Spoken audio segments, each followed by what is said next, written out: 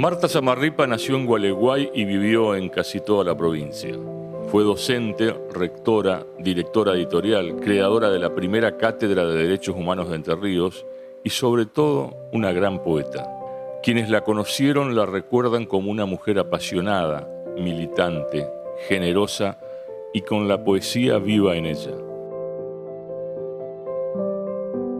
Como todo adolescente, y cuando empecé a escribir, necesitaba tener a alguien que me diera un consejo, una indicación, o que leyera esos versos primerizos, por cierto, horribles. Pero esa persona, alguien me dijo, ¿por qué no la vas a ver a la profesora Samarripa, que vive allá en el barrio Nebel? Y en aquellos años, 1974, 75, ir a la casa de Marta era hacer toda una travesía porque vivía muy cerca del río, en una casita modesta que se llamaba La Cachuera. Y bueno, y Marta me fue haciéndome interesar por la poesía latinoamericana y me hizo, me acuerdo, escuchar en unos discos muy destruidos y en un tocadisco Winco, la voz de Pablo Neruda, de Guillén, de Marechal, de Mujica Lainez, en fin, en esas tardes de invierno, esas tardecitas de invierno, son recuerdos muy, muy fuertes que tengo. Realmente no recuerdo cuándo la conocí a Marta Samarripa. Tengo la impresión de que nos conocimos desde siempre. De hecho, el nombre de Marta siempre sonaba en el ámbito literario de la provincia y de mi ciudad, entre los poetas, porque Marta era amiga de los poetas y de los artistas y de la gente dedicada a la cultura. Mujeres, sé que nos une este silencio, la pureza de caminar desnudos pedregales. Son dos versos de su vasto poemario. Y Marta la recuerdo arrogante, con un lenguaje sutil, generoso, elevado, pero podía tener un lenguaje soez, picante, y usar en determinados lugares y ante determinadas personas que no les caía demasiado bien, con quienes pudo haber confrontado o confrontaba, esa áspera ironía, porque tenía un lenguaje y manejaba miles de palabras. Entonces eso le daba esa facultad, ¿no? Era la mujer que entraba a los despachos. Yo recuerdo que compartimos gestión allá por los 90, ella era directora de enseñanza superior, fue ahí donde creó la cátedra de Derechos Humanos, en los institutos del profesorado por entonces, ¿no? Mucho antes de depender de la UADER, como ahora. Fue muy preocupada y ocupada en ese tema. Siempre recordó a través de una exquisita poesía, exquisita y dolorosa poesía, sus 10 alumnos y alumnas desaparecidas. Si mal no recuerdo, del Colegio Nacional Enrique Carbó en Concordia.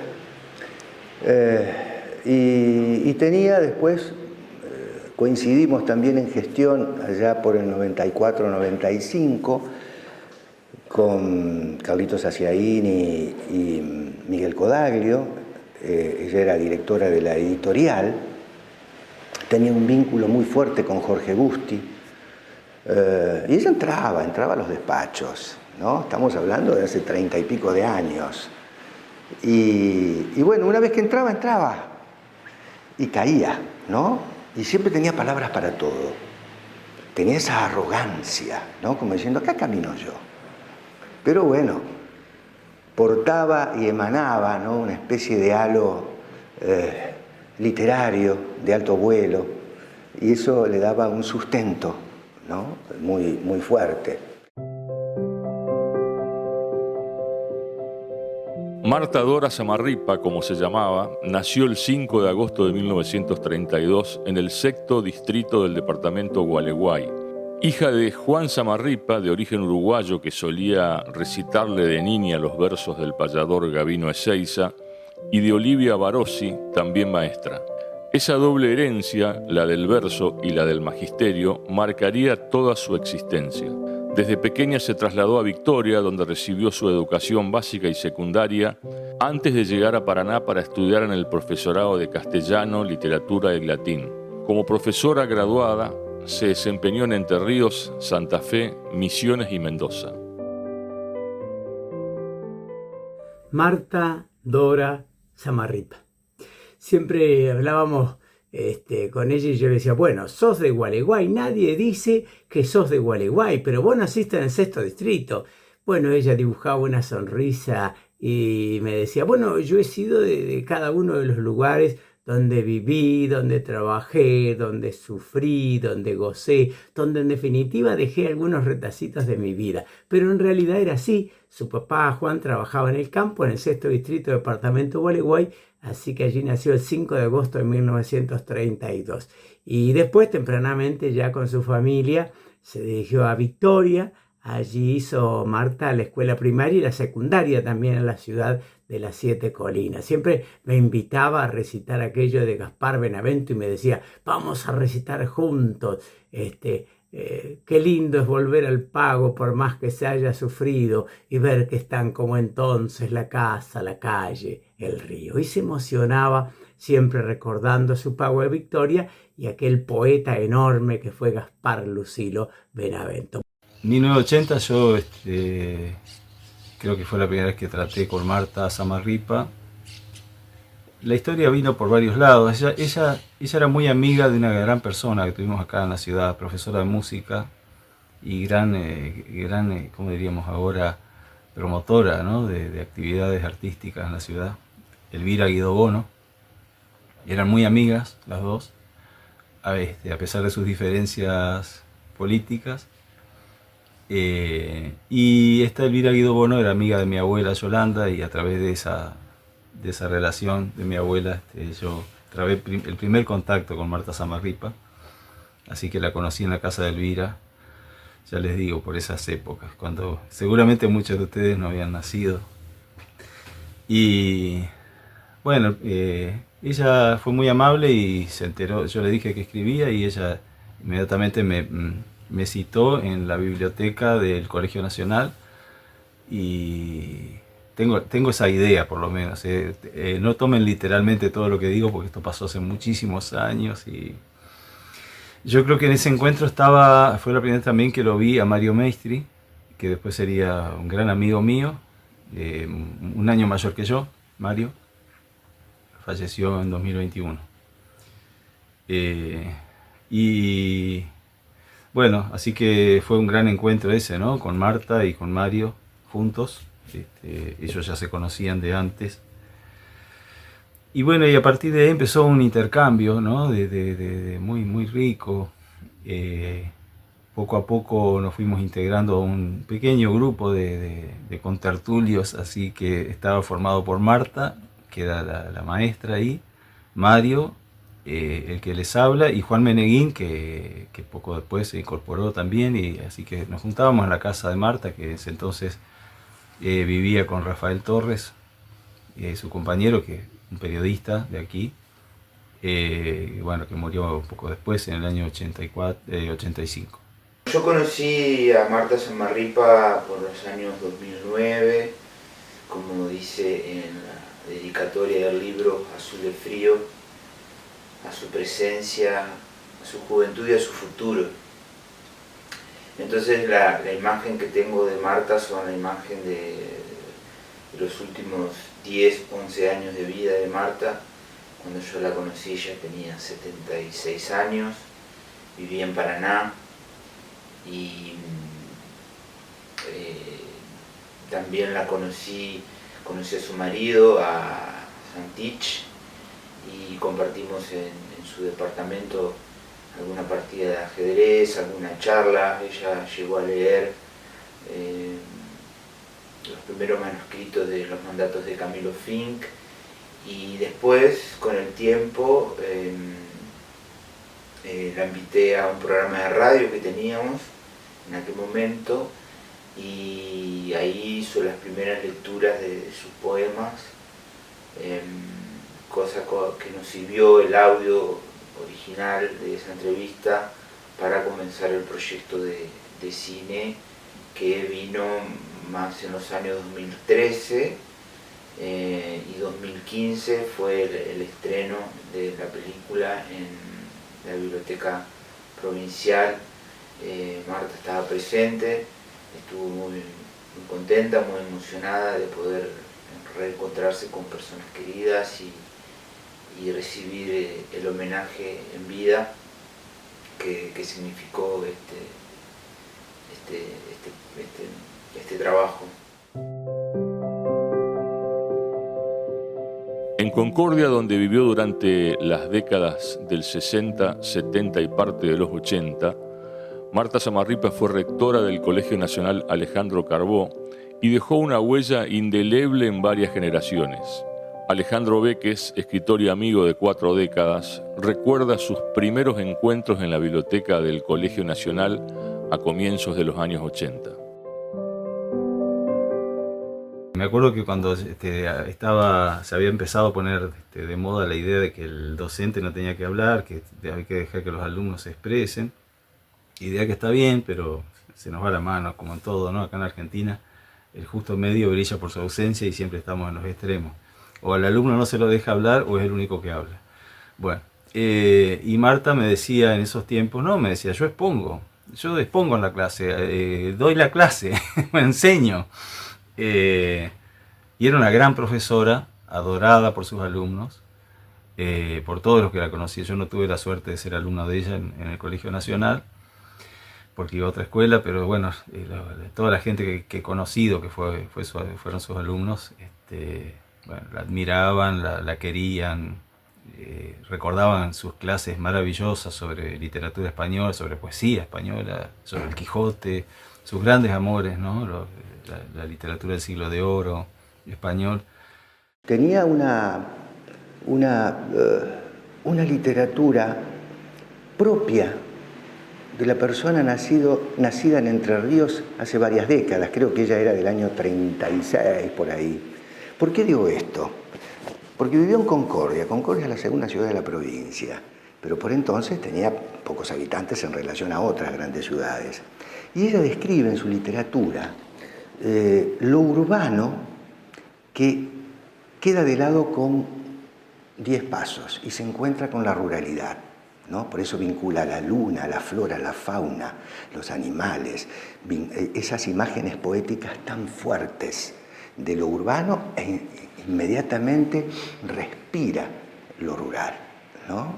Que está a la vuelta de la esquina, que aún hoy en la mayoría de las ciudades de Entre Ríos tenemos ese privilegio, que uno está en pleno centro, en una ciudad urbanizada, llena de vehículos, con gente pasando, y en poquitos minutos caminando se puede encontrar con el río, se puede encontrar con una isla enfrente, a poquitos metros, con pájaros de diversas especies, con una flora riquísima. Esa propiedad la tienen estas ciudades de Entre Ríos y ella la refleja, ¿no? Ella se autocalificaba y bueno, también se conocía. Dice, yo soy peronista, pero me hice más peronista después del bombardeo del 16 de junio del 55. Ahí me puse firme. Y después del golpe, ni hablar. Peronista y feminista. Después del 55, más que abrirse, se te cerraban todas las puertas, ¿no? Esa era la mujer del esternón hacia arriba, hacia adelante, y le daba. Realmente ese ímpetu no lo abandonó nunca, incluso cuando en el último tiempo, ella fue también directora del Museo Histórico, no estaba transitando un buen momento. Creo que fueron los últimos años de su vida. No obstante, no perdía la lucidez del habla, de esa palabra llena de poesía y llena de riqueza literaria. Eso no lo perdió nunca. Y bueno, Marta era esa síntesis. Una militante en tiempos difíciles, feminista cuando no era nada fácil, como lo describen esos 2 versos que dije al inicio. Uno de los cargos más importantes, más significativos que llevó adelante, que pudo cumplir acabadamente, la querida Marta, fue como directora de la editorial de Entre Ríos. Fue una época luminosa para las letras entrerrianas cuando ella ocupó ese cargo. No solamente por lo que sabía, sino por esa capacidad de seleccionar autores entrerrianos absolutamente trascendentes, algunos conocidos, otros no tan conocidos, pero sí merecedores de esa colección homenajes. Y otras, ¿no? Recuerdo cuando hizo ese gran esfuerzo para reeditar El itinerario del payador de Marcelino Román, una obra inhallable. Siempre había gente que consultaba desde el mundo, fundamentalmente del continente americano, por esa obra, esa gran obra de Marcelino Román. Pues bien, Marta consiguió los originales de ese libro, trabajó intensamente y me acuerdo su felicidad la noche que lo presentamos en el Salón San Martín del Consejo General de Educación. Yo tuve la suerte de presentar ese acto donde estaban Marta Samarripa junto a José Curbelo, el gran payador oriental, y Adolfo Coso, el payador entrerriano. Una noche realmente memorable, como fueron todas las presentaciones de los libros de la editorial. Después Marta asumió la responsabilidad en el Museo Histórico Martiniano Leguizamón y durante mucho tiempo cantidad de actividades se desarrollaron en esa casa, en un lugar que llamaba entrañablemente desde la figura de Martiniano Leguizamón a toda la riqueza que guardan las paredes de ese museo. Y allí la escuché recordar a su abuela Antonia. De ella lo sabían todos los jazmines del patio, el sillón, el molino y el canto del canario. Bajo la galería la hacían niña su trenza, su rostro de dulzura, su asombro alucinado y el ángel solitario que a veces se le iba de la novela rosa hacia el cerco de verdes donde ardía el verano. Aún sin ojos para ver las cosas pobres y simples que la acompañaron, se daba el gusto de querer la vida, de quererla nomás, porque le daba las mañanas el canto de los pájaros, la manzana escondidas atrás de alguna puerta, el cajón de la cómoda, el cofre de los santos. Yo me acuerdo de un tiempo con flores en los tilos.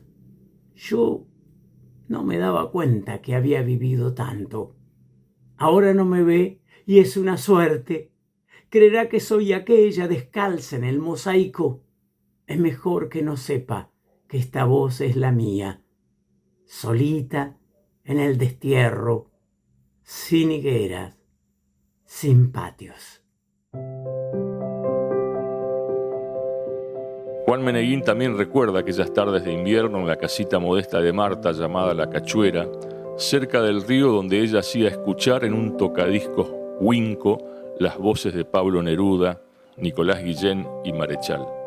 Fue quizás una de las personas más generosas que he conocido desde el punto de vista de la poesía, dice Juan, acercándose muchísimo a la juventud buscando el talento entre los gurises. Ese talento descubierto en los jóvenes se convirtió luego en páginas impresas. Dirigió el suplemento literario del diario Concordia, un espacio que fue abriendo uno a uno a los jóvenes poetas de la ciudad.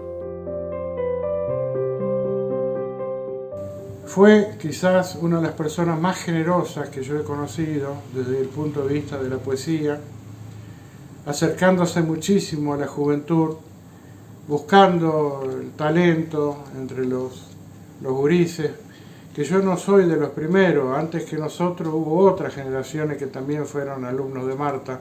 Yo no fui alumno de Marta en la escuela, fui, digamos, un compañero de camino con Marta, no fui alumno de ella en la literatura tampoco, pero sí compañeros muy unidos de la poesía, y ella fue la que nos publicó a todos nosotros, porque ella dirigía un suplemento cultural en el diario Concordia, cuando los Echeveres pusieron ese diario y que estaba dirigido por Mario Alarcón Muñiz, y nosotros todos los meses íbamos al diario como peregrinación a buscar el suplemento cultural, suplemento literario que publicaba Marta y que salía un domingo, el primer domingo de cada mes creo, Y ahí fuimos apareciendo uno a uno los jóvenes poetas de Concordia.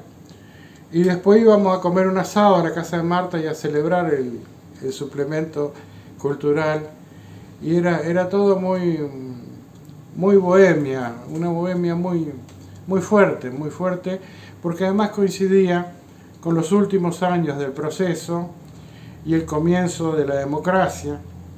Marta Samarripa es una persona fundamental en el tema de derechos humanos, en la enseñanza de los derechos humanos en los institutos de formación docente. Y a mí me parece que el tema más interesante es cómo alguien ve una perspectiva de abrir un camino hacia la enseñanza de la dignidad humana en quien va a ser un transmisor, ¿no? Como es un maestro, un profesor, etcétera, etcétera.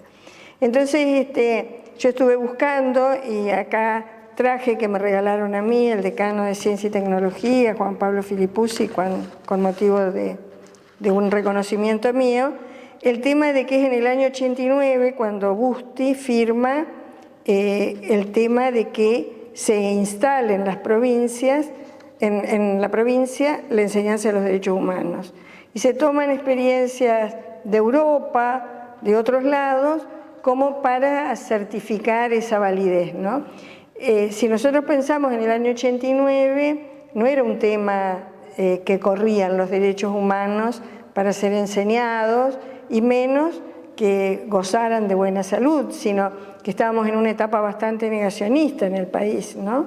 Entonces, Marta, junto a un grupo de profesores, que eran Lambruschini, Miguel Pita, César Richardino, no sé quiénes más en ese momento, porque yo no estaba en Paraná, y juntos pergeniaron este tema, ¿no? Entonces, trabajan acá, tenía un cuadernillo que se llama Derechos Humanos, una educación para la libertad, e imponerlo dentro de los institutos, en un principio tuvo una fase más legal, te diría yo, ligada a los derechos internacionales, al derecho más abstracto que concreto. Con el tiempo de caminar, esto se fue revisando y reinstalando y viendo cómo, porque descubrirse portadora de derechos a una maestra rural, a un técnico electricista, a un profesor de geografía, hubo que andar un camino, ¿no? Me quedó por decir algo sobre cómo eran esos encuentros en la casa de Marta Samarripa, allá por los principios de los años 80, todavía bajo la dictadura, todavía no había llegado la democracia. Y fueron esos 2-3 años, ¿no? Entre el 80 y el 83, tremendos años, ¿no? Con la historia de Malvinas en el medio. Y yo sobre todo recuerdo las primeras hermosas tardes o nochecitas en la casa de Marta, donde leíamos nuestras cosas, pero también se leía y se recitaba lo que viniera, y escuchábamos música, y era un clima realmente maravilloso, ¿no? Ella lograba generar, tenía ese tremendo amor por la literatura que era muy contagioso, y nos presentaba autores que a lo mejor conocíamos de nombre, y que para ella eran como viejos amigos, y estaba Rafael también, y estaba, si no recuerdo mal, estaba su perra Ondina, aunque no me acuerdo ahora si Ondina ya estaba en esa época o vino después. Pero ella le dedicó un poema, uno de sus mejores poemas a esa perra, Ondina, uno de los poemas más conmovedores que yo le conozco. Recuerdo también cuando fuimos caminando a grabar ese poema que se llama Pozo de Toma, que según lo que yo pude ver fue uno de los poemas que más trabajó durante esos últimos años en sus cuadernos, y esos días verla allí motivada nuevamente en su tarea de poeta, que por cierto, revisando trabajos que hablan sobre ella en la enciclopedia de Entre Ríos, por ejemplo, se cita a Marta, dice: para mí la poesía es un destino, algo felizmente fatal, inevitable. Siento y vivo la poesía como mi más honda comunicación con las esencias del mundo, con las aventuras y desventuras de este siglo, mi tiempo, nuestro tiempo, al que amo apasionadamente porque el hombre es su poderoso protagonista. Y así se la recuerda a Marta, apasionada. Marta Samarripa vivió una particular época de esplendor cuando fue directora de la editorial de Entre Ríos. Dirigió una de las mejores colecciones de la institución, Homenajes. Desde ese espacio publicó a figuras como Juan L. Ortiz, Alfonso Solá González, Gaspar Benavento, Ana Teresa Favani y Alfredo Beirabé, entre otros, consolidando una verdadera plataforma para las voces enterrianas. Su compromiso social era tan fuerte, tan fuerte, que yo he sido testigo de ella cobrar el sueldo y salir a comprar medicamentos para otro poeta que teníamos en Concordia y que ya estaba muy enfermo, porque no podía comprarse medicamentos. Al mismo tiempo, ese espíritu no era un espíritu de una persona apacible. Marta era turbulenta, era una mar de pasiones. Marta te odiaba o te amaba. Si te odiaba no te daba ni la hora, ¿no? A menos que en algún momento le cayera la ficha y porque era buena persona en el fondo y te ayudaba, aunque no te hubiera querido.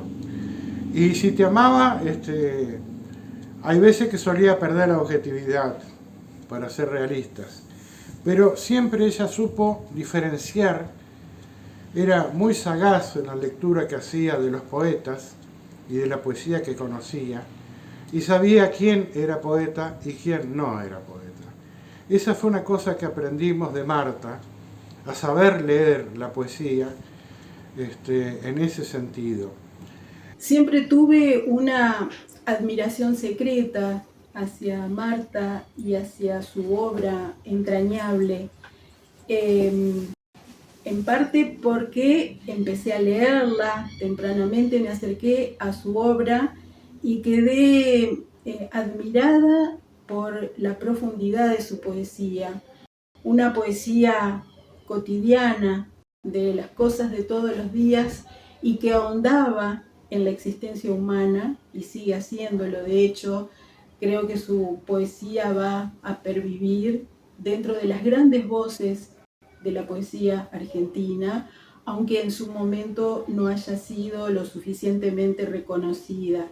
Y estuvo siempre presente en la editorial, hizo una gran gestión, creo que reeditó los textos de José María Díaz, la obra de Juan L. Ortiz, creo que fue un convenio con la UNL, pero trabajó fuertemente para revalorizar al poeta, al escritor entrerriano, ¿no? Ella tenía muy claro quiénes eran sus horizontes, admiraba de manera contradictoria a Borges por sus posiciones políticas, pero obviamente indiscutible, ella misma, ¿no? Lo decía con mucha autoridad. A María Elena Walsh, cantaba, se meneaba con canciones, a veces le ponía textos a melodías de María Elena, ¿no? Para decirte algo no tan fuerte. Entonces le ponía danza a la palabra, ¿no? Al texto, y elegía a María Elena. Cortázar, por supuesto, tenía esos horizontes, Juan L. Y es lo que puedo decir. Tuvimos por ahí un vínculo cercano cuando yo estaba en la dirección del teatro, yo estaba en la editorial, asistía a conciertos, a lugares. Bueno, siempre tenía un texto poético para cada cosa que observaba, hasta para una mancha de humedad en el techo. Esa era Marta, ¿no? Mujer presente, militante, a veces tajante, ¿no?, en sus expresiones. Y bueno, cuando no quería a alguien, lo expresaba, ya te digo, con el lenguaje soez y picante, o bien con una fina ironía, pero tiraba el dardo a donde tenía que tirarlo. Ella era así. Mujer de rica literatura que merece ser reeditada. La poesía de Marta Samarripa trascendió los límites de la provincia y el país, ¿no? Figuras consagradas de las letras argentinas la ubicaron en el primer lugar de las letras, entre ellos el entrerriano Isidoro Blainstein, que dice que no podrá, refiriéndose a ayer y todavía, abrir este libro impunemente. Una mujer estaqueada en el rayo ha escrito estos poemas. Y después Jorge Rivera dice que Marta Samarripa demostró que la poesía es capaz de explorar con riesgo y ternura la estiva gris de los días. Fíjense qué hermosa definición. Marta, que publicó obras tan bellísimas como Tapial con Luna en el año 76, también de esa época es la obra Cosa de los Días, Ayer y Todavía, que publicó en el año 1982, Solo de Mate para Días de Poca Hierba, Solo de Garzas y Otras Levitaciones, o Azul de Frío, entre algunos libros que tuve la suerte de poder acompañarla cuando los presentaba. Ella se preparaba intensamente para esas ocasiones, ¿no?, con tantos amigos que la acompañaban siempre. Y al final recitaba sus poemas. Te dejo esta señal, la de mi paso, la apretada ternura de mi pecho, mi costado de angustia, mis orillas con verdes y silencios, y estas ganas de amarte, aunque haga frío, aunque el invierno jure que es invierno, aunque se queme el polvo de los días y caiga su ceniza en este beso. Pero ¿acaso el capítulo más singular de su trayectoria fue su rol como directora de enseñanza superior del Consejo General de Educación? En esa función incorporó la Cátedra de Derechos Humanos como asignatura de los institutos de enseñanza superior de la provincia y la Cátedra Abierta de Derechos Humanos, considerada única en Latinoamérica. La académica Rosario Badano, que trabaja con ese legado desde la universidad, subraya el contexto. Si pensamos en el año 89, no era un tema que corrían los derechos humanos para ser enseñados. Estábamos en una etapa bastante negacionista en el país. Desde su labor como funcionaria, Samarripa se cruzó con muchos autores que habían padecido el exilio, la cárcel y la tortura, y tal vez fue eso lo que la llevó a crear aquellas cátedras. Fue una visionaria en la instalación y después el tema es una producción cotidiana, ¿no? Ella también hizo una cosa muy interesante en educación, que fue concursar las cátedras de nivel superior. Eso no sucedía en la provincia. Entonces ella instala el sistema de concursos como el de las universidades y promueve al interior de los institutos cátedras y modos otros de vivir. Ya no un sistema tan secundarizado, ligado a la escuela secundaria en la cual estaban todos los pupitres, sino maneras en las cuales ideas circulan, podía existir el debate. Todo esto no es del día a la noche, pero cuando alguien promueve que en vez de estar alguien solo en una cátedra, vaya dos, fue una ruptura. Yo me acuerdo que una compañera me decía, ¿y vos vas a escuchar lo que yo voy a decir? Como si fuera un... Claro que voy a escuchar yo y vamos a prepararla juntos, ¿no? Esa idea de transformar lo pequeño en algo mucho más luminoso. En ese sentido, chapó a Marta, ¿no? Yo creo que diría cosas irreproducibles para un programa de televisión, ¿no? O sea, yo creo que se enardecería mucho y estaría, digamos, con un estado de ofuscación, ¿no? Es lo que se me ocurre. También era muy venal, ¿no? Muy apasionada, con sus ideas, y también era muy respetada, por más que era criticada por otros sectores, ¿no? Porque también hay, el ámbito de la literatura es otro, el ámbito de la enseñanza es otro. Yo voy por una cornisa en el cual tomo un legado, ¿no? Y a ese legado lo transformamos y lo seguimos llevando adelante. Pero en ese momento me parece que trasladándola a hoy, me parece que estaría muy, muy enojada, sobre todo. Dentro de las preocupaciones que Marta tenía, indudablemente el compromiso social era una de las más importantes, y ese compromiso social estaba tanto en su obra como en su hacer, y de hecho aparece en su poesía, siempre centrada en los que menos tienen, en los marginados, en la soledad, en la marginación en todo sentido, ¿no? Económica, social, política, los desheredados, los que no tienen posibilidades de acceder a mejoras en su vida. Ella también pone esas cuestiones en su poesía, de manera que sus preocupaciones existenciales, sus preocupaciones diarias de pensar en esa gente, supo llevarlas a la palabra poética para dejar un registro de que eso estaba aconteciendo y de que estaba dentro de su corazón como una prioridad. Quienes hemos transitado de un lado y del otro, es decir, de un lado y del otro me refiero a áreas estratégicas dentro del área, dentro de la cultura, dentro de las unidades, digamos así, que trabajan con el arte. Eso aparecerá. Yo creo que leyéndola, estando sus textos en las escuelas, estando sus textos en nuestras facultades, el homenaje se le hace permanentemente.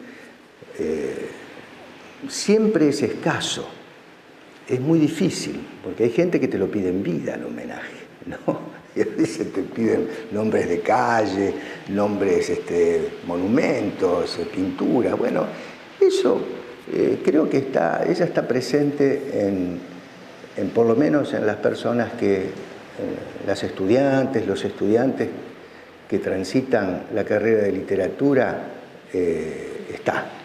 Ahora, siempre es escaso el homenaje. ¿Cómo homenajear a una persona que ya no está entre nosotros? Creo que el mejor homenaje es leyéndola, difundiéndola, hacer este tipo de documentales que quedan, que perduran. Después, bueno, siempre es escaso, pero bueno, aparecerá un momento. Creo que ella tiene muchos admiradores, admiradoras que no dejan de leerla, de releerla, que han sido su guía, que vos ves a veces chicos jóvenes que escriben, y vos decís que hay una impronta, ¿no? Y aparece ella de alguna manera, como todos tenemos una guía, a alguien que hemos admirado y no nos damos cuenta, y no es una copia, no es un plagio, es simplemente esa semilla que empieza a germinar en cada uno de nosotros, la que bueno, fue producto de haber absorbido, admirado a un artista, y creo que es la mejor forma de homenajearla. Hay una anécdota muy, muy linda, casi risueña, cuando yo estaba en la Secretaría de Cultura. Primero asumimos junto con Marta, asumí la dirección de la editorial de Entre Ríos y ella asumió la dirección del Museo Histórico. Posteriormente yo asumo la Subsecretaría de Cultura y bueno, ella estaba un poco cansada, era para ella tremenda toda la cuestión administrativa, ¿no? Ella estaba más cerca del arte, de la emoción que de los papeles. Pero bueno, entonces yo dije, a lo mejor le podemos lograr ubicar en otro lugar. Imagínense lo que significaba, yo que tanto la quería y la admiraba, tener que decirle a Jorge Busti. Me acuerdo que cuando voy a verlo, me dice el Gordo Puchulo, que era un colaborador estrecho del gobernador, me dice, tené cuidado, mirá que Jorge la quiere entrañablemente, vos le vas a pedir la cabeza. No, le digo, no es la cabeza, tratar de buscarle otro lugar dentro de la administración pública. Y bueno, nos recibe a los dos el gobernador, y cuando le dije, se empieza a reír. Él, uy, dice Marta, yo la quiero tanto. Dice, pensar que cuando yo estaba preso, ella me iba a visitar y fue una de las que hizo lo posible para que a mí me sacaran de la cárcel. Dice, amiga de toda la vida, en todos mis gobiernos la he convocado porque es tan capaz y la quiero tanto. Entonces yo dije, ¿cómo termina la historia? Y al final me dice, no, dice, poeta, él me decía poeta, quédate tranquilo, dice, vos busca otra persona de tu confianza, pero eso sí, dice, me buscan un lugar para Marta en la administración pública. Y bueno, nos reunimos con Puchulo, con el querido y recordado Hugo Céspedes, para buscar una forma, y no había lugares en cultura, ¿no? Y por ahí se le ocurre, dice, bueno, podría ser asesora de cultura. Y así fue, rápidamente buscamos la forma de que Marta pudiera encajar en ese cargo. Ella se sintió muy bien de ser la primera asesora cultural del gobierno de Entre Ríos. Bueno, quedó todo bien, aceptó esta propuesta el gobernador, fue nombrada Marta. Cuando termina toda esta reunión, me dice Puchulo, bueno, dice, estamos tranquilos ya, dice, le dimos una mano al gobernador, ya está todo en orden. Yo le digo, gordo, yo pienso con el tiempo, ¿cuánta gente acomodada e incapaz irá a ocupar este cargo, no? Pasaron los años y quien habla ocupó ese cargo. Pero bueno, nos reímos mucho con él y con Marta también. La última vez que le invitamos a la biblioteca provincial, ya no podía escuchar muy bien, sus ojos estaban lejos, en lo alto, pero sintió el calor y el cariño de todos. Y ahí recordamos a su padre, Juan, con el cariño que ella le tributó a aquel con ojos de glicinas. En glicinas, Linares, vuelves, padre, sin olvido, y pasas por mis ojos como un río. El fulgor de tu mano tiembla en el aire, yo leo que es dichosa la luz. Mi sombra y mi silencio se acompañan, acurrucados, como un perro solo. Hoy hace tanto ya y llueve para colmo. Marta Samarripa falleció el 23 de diciembre del 2020 en Victoria, donde había regresado para vivir sus últimos años. Tenía 88 años, dejó un legado enorme, lleno de compromiso, poesía y de amor por la libertad y los derechos humanos. Y por eso se la recuerda todo el tiempo. Creo que la obra de Marta es una de las grandes obras que tiene la poesía entrerriana. Es una voz original, intensa, que supo abrirse camino y que dio para todos nosotros una obra para siempre, que no tuvo el reconocimiento que hubiese tenido que tener y que quizá en algún momento eso pueda revertirse para las nuevas generaciones y para que todo el país pueda disfrutar una de las grandes voces. Su obra reunida, Azul de Frío, es una gran muestra de su legado. Y creo que eso sucedió en primer lugar por haber tenido su accionar en el interior. Marta, donde vivió, siempre dejó huellas, siempre fue querida por la gente, por todo lo que hizo, tanto en Concordia como en Paraná, como en Victoria. Y esa forma de ser de ella, de estar siempre entre la gente, de estar preocupada por los problemas de la gente, es una manera de haber estado con el pueblo y desde el pueblo transmitiendo lo que ella pensaba de ese momento. claro que no trascendió, diría yo, prácticamente las fronteras de la provincia y no llegó a ser una voz reconocida a nivel nacional como hubiese merecido.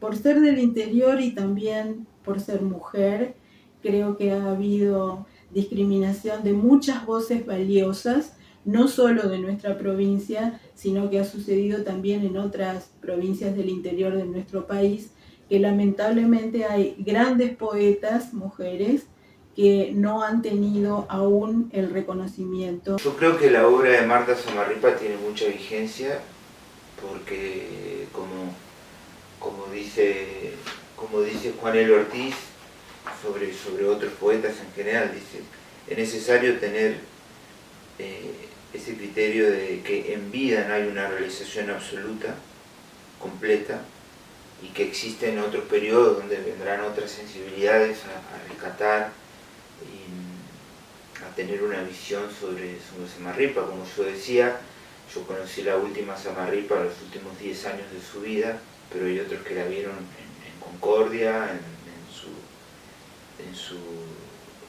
sobre todo en Concordia, ¿no? Que todavía siguen estando allí poetas como Meneguín, a cual le dedicó un poema, Villaguay, Federic, Concepción del Uruguay, Sagareza, Carlomagno en Paraná. Todos tendrán una visión diferente. María Elena Barbieri, que está en Córdoba, que a propósito de eso, en 2024 estaba en una lectura de poesía acá en París, y cuando estaba por leer ese poema que acabo de compartir, nombro a Marta Samarripa y una escritora mexicana que se llama Leticia Luna, dice, Marta Samarripa, yo la conocí en México, y efectivamente Marta viajó a México porque fue invitada por María Elena Barbieri, y también anduvo en París. Y acá es interesante porque acá en París, aparentemente, según un libro que se llama Solo de garzas y otras levitaciones, que está ilustrado por Carlos Aciaín, muy lindo libro, tiene un poema que se llama Bufanda para travesías, que está dedicado a Emma de Cartosio, que Emma de Cartosio vivió aquí en Francia, en París, y escribió también en francés. Entonces, de estar aquí en París en una lectura y que una persona de México la conozca, a Marta, fue relevante, destello. Y también otra cosa que me parece interesante es que en estos últimos años el video de Marta Samarripa, la película de Marta Samarripa, se encuentra alojada en el sitio, en el canal de la Casa América de Madrid, en una sección que se llama No por corto menos cine, y que fue seleccionado para integrar ese canal. Y otra de las cosas, bueno, que el premio tuvo un premio, el certamen Miradas, en Entre Ríos en los años 2000, en los años de realización, entre el 2013 y el 2015. A fines del año 2020, del terrible año 2020, nos enteramos de que Marta había fallecido en Victoria. Yo hacía mucho tiempo que no la veía. Y Mario, que había puesto música a 3 de los poemas de Marta, que son Tapial con Luna, Ser olvidándose y Tenerte y no tenerte. Mario, digo, estaba muy enfermo, y yo una mañana de marzo del año 2021 volví a casa y me descubrí a mí mismo cantándome la canción que Mario había hecho sobre Ser olvidándose, de Marta Samarripa. Y vieron que a veces uno no es consciente de lo que está circulando por su mente, sobre todo si es una canción que uno tiene incorporada de toda la vida, qué sé yo, ¿no? uno se la canta a sí mismo sin darse cuenta, no sé cómo funciona bien eso. El hecho es que tomé conciencia de este recuerdo y me la empecé dije, a ver, ¿será que me la sé entera? Y sí, descubrí que me la sabía entera, la canción. Y yo sabía que Mario hacía muchos años que no la cantaba y que además creía yo que había perdido los registros de esto y hasta las partituras. Y así era en efecto. Había perdido todo eso, pero yo tenía en la cabeza la línea melódica y la letra. Bueno, la letra está en los libros, por supuesto, pero tenía la canción en mí. Entonces le escribí y le dije, mirá, en mi mundo ideal hay una mañana en la que vos venís a casa y entre los dos reconstruimos la canción. Yo solo no puedo, no me dan mis conocimientos musicales para reconstruirla. ¿No? Yo toco un poco el piano, pero no sé mucho de armonía. Y las armonías de Mario y los ritmos de Mario siempre fueron complejos.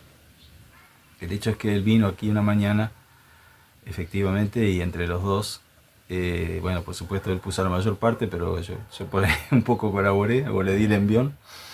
Se reconstruyó la canción sobre ese poema.